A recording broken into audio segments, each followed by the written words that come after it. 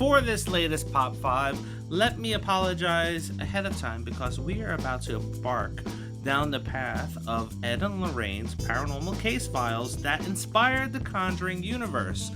If you are not familiar with our channel and this is the first video that you are watching, typically there is a little fancy highlight reel here diving into the history of our topic.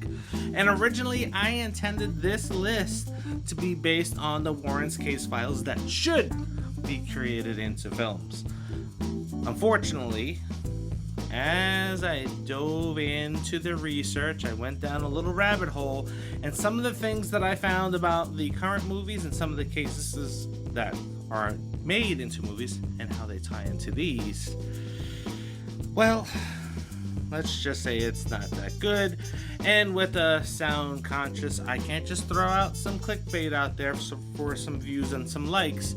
So if you're a fan of the Warrens or the Conjuring universe, be warned, because without further ado, here are 5 true stories behind the Conjuring universe that you may not have, or probably, heard of.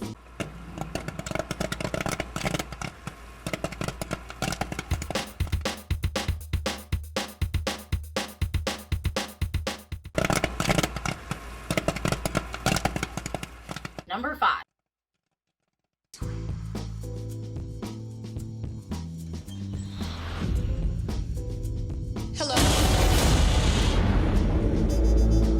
Rectory Haunting and the Nun. Built in 1863 on the site of an old monastery where a nun from a nearby convent fell in love with a monk from the monastery. They attempted to elope together, but their relationship was discovered and they were sentenced to death. The monk was sent to the gallows and the nun was bricked up alive in the convent walls. After the rectory was built, reports began of figureless footsteps being heard inside of the rectory. A nun was often seen walking the grounds during the twilight hours, along with a phantom coach driven by 2 headless horsemen. Things took a turn for the worse in 1928 when a package containing the skull of a young woman was found inside of a cupboard in the rectory. The activity became more aggressive, sounds of servant bells ringing despite being disconnected, lights appearing in windows, objects being thrown, including rocks. Windows would break, writing would appear on walls. One woman was thrown from her bed by an unseen force, while another woman was locked inside of a room. In 1939, the rectory burned to the ground. The Warrens visited the grounds a little over 30 years later, where Lorraine spoke of seeing the nun entering the church. However, in 1938, it was claimed that there was no relationship between a monk and a nun. Then 10 years later, it was revealed that many of the claims of the haunting were fabricated by a reporter whose pockets were found filled with rocks. Number 4. The Bathsheba Witch in the Conjuring. In one of our previous videos, we discussed the Perron family's paranormal experiences while living in their farmhouse in Rhode Island, which led to Ed and Lorraine Warren coming out to the home to investigate what was going on, and then eventually being kicked out of the home by Roger Perron. Rather than rehash that, we'll dive deeper into the lore of the home. Bathsheba Thayer married Judson Sherman in 1844, and in the film, she was said to have sacrificed her week-old baby to the devil and then killed herself in 1863. In actuality, it is believed that she had up to 4 children, none having lived past the age of 4, and according to local folklore, an infant did mysteriously die in her care. When the baby was examined, it was determined that the mortal wound was caused by a large sewing needle that had been impaled at the base of the child's skull. Townsfolk believed that it was part of a satanic ritual, but due to the insufficient evidence, a court found that she was innocent.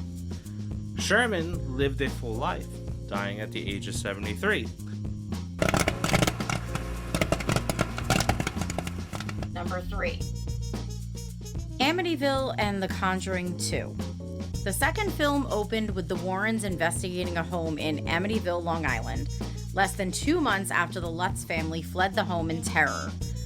Prior to buying the home, they learned of its past and had it blessed upon moving in. You see, it was only 13 months before they moved in that Ronald DeFeo would wake up at 3:15 a.m. and kill his parents and 4 siblings. The Lutzes lived in the home for 4 weeks before fleeing. During that time, George Lutz would wake up at 3:15 a.m. every morning, the exact time the murders occurred. Daughter Missy Lutz began speaking to an imaginary entity named Jody. Kathy Lutz had claimed to have levitated above her bed and being suddenly woken at times to find welts on her chest. A book was published a year after the Lutz family left the home, and while they claim the events told in the novel to be true, many have been discredited. Father Pecoraro, who was portrayed in the film having encountered the entity, has stated to have only spoken to the Lutz family over the phone.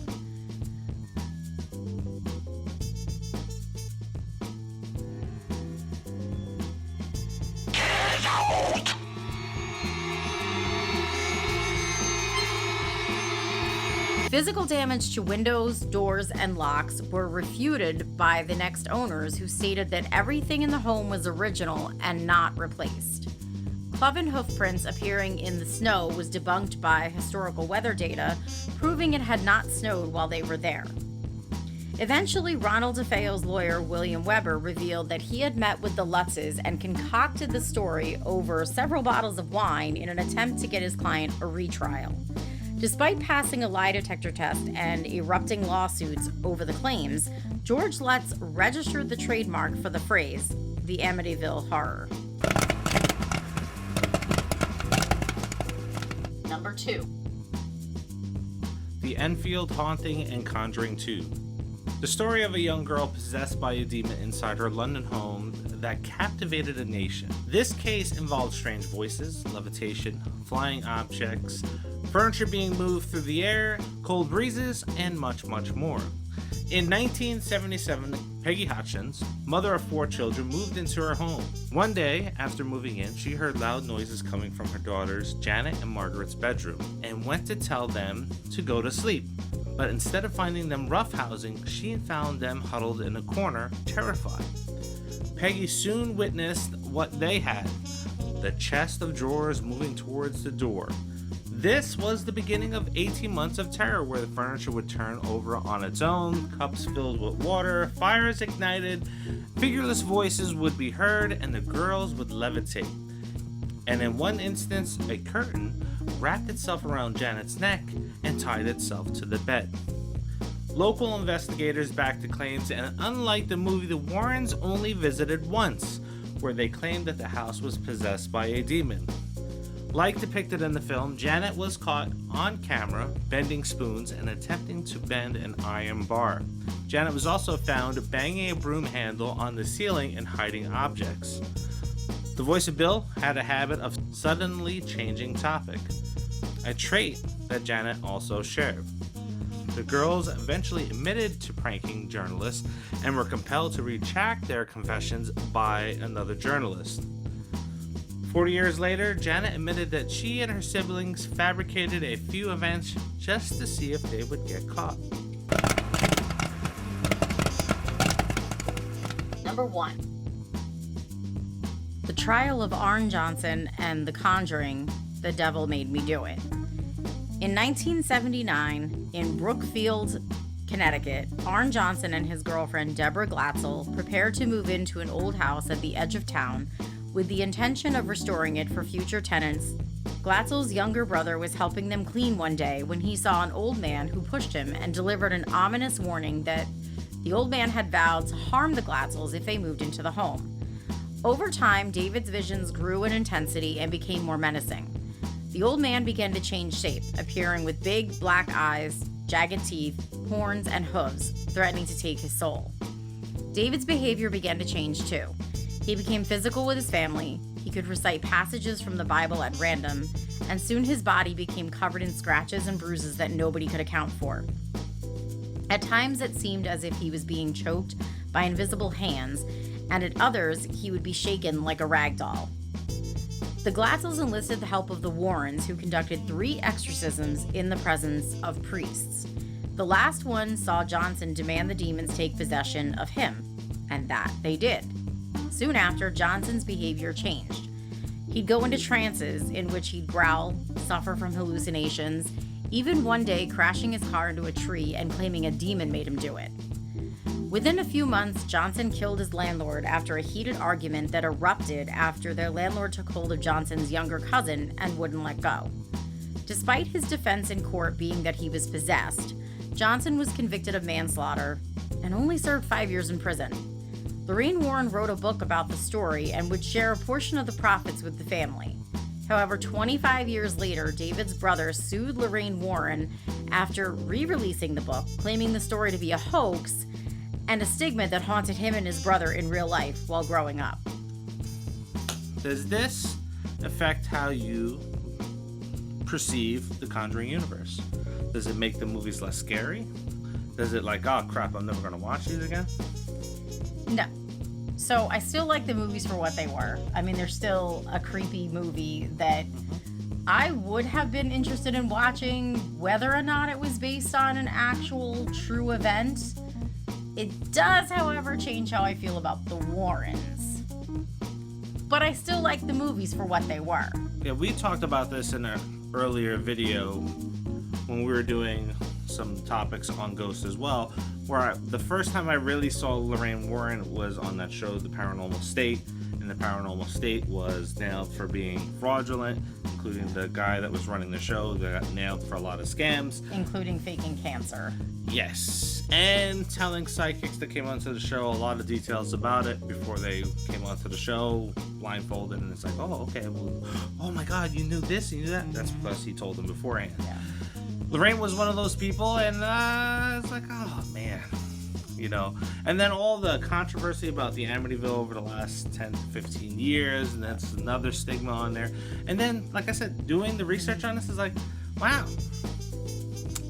a lot of this stuff has been debunked. And if you don't dive into it, you probably have really only heard the stories about Amityville being debunked because it was so controversial and because they literally came out and were like, yeah, we just drank a bottle of wine and tried to come up with a good, defense for old Billy DeFeo or whatever killing his family or whatever his name was.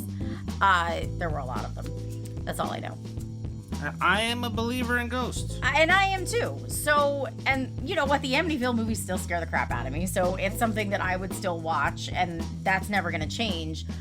My feelings about the Warrens change, and I'm not going to speak ill of the dead. They're both past, and, that's what's done is done. But it, and you've seen things throughout different shows. Like we watched a show with Shane Madej and Ryan Bergara, and they actually went to like the Warrens museum, and Shane's like, I'm not afraid of it because he's the skeptic, and he's like, I'm not afraid of this shit. I'm gonna touch this, and I'm gonna taunt this one.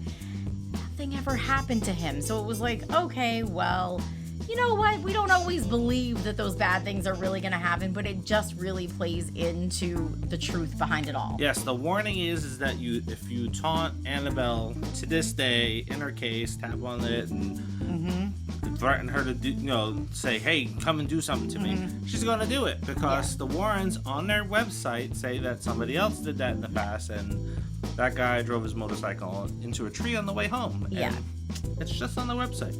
And that would be the thing that really pisses me off. You said not speaking ill of the dead. Here you're promoting that somebody died after visiting a museum. That's just wrong. It is. Absolutely. You're making money off of someone's supposed death that probably didn't even happen, so that's a little sick that you're just like making something like that up. That's definitely fucked up. You shouldn't be doing that. But Shane did exactly that. He tapped on the glass, he taunted her, he was like, do something bad to me, like, I don't believe in you, and guess what? He's still alive and well. Ah, like that. Back off! Come on out, fly around the room, make my bones burn, I don't know what demons do, singe my flesh, scratch me up, make me bleed. What do you think about the Warrens? Does it impact the way you see these films? Do you still want to see the Conjuring movies? Know that it's based on a lot of hoopla? Yeah, I don't care. It's a good story. And I feel like, as far as like the fakeness of it or whatever, a lot of paranormal movies you watch are not based on actual events. They're just meant to scare you. And so that's kind of how I have to look at it at this point. And I really like Vera Farmiga and what's his face? I always forget his name. Patrick Wilson. I don't know why I can't remember his name. I remembered it. Right? That's really strange, but his name just always like slips. I can't remember it. But I really like them, and they can continue to play the Warrens, and I will still like them. And it's not going to stop me from watching the movies. I really do enjoy them. Yeah, it may be fake, good movies, and there's another movie out there that the actual story is a lot better than the movie. That's Veronica. So, it happens. Yeah, and we could find nothing to debunk that story. We only found more stuff to show how real it was. So. Yeah, if you don't know what that is, go check out Nerdbox Paranormal, an award-winning podcast for this year. Anyway, don't forget to like, share, comment, subscribe. Yes, do all of those things. We appreciate you watching these videos. Thank you for coming back each week, and until the next. See ya.